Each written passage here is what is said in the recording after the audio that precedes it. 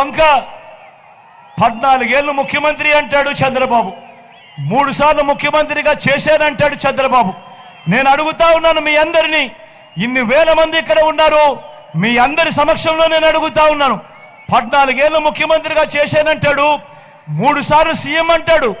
మరి ఇలాంటి చంద్రబాబు పేరు చెబితే ఏ పేరుకైనా కూడా ఆయన చేసిన ఒక్కటంటే ఒక మంచైనా గుర్తుకు వస్తుందా అని అడుగుతా ఉన్నాడు మీ బిడ్డ. 2 చేతులు పైకి ఎత్తారు. ఇలా ఇలా ఇలా ఇలా ఇలా ఇలా ఇలా ఇలా ఇలా ఇలా ఇలా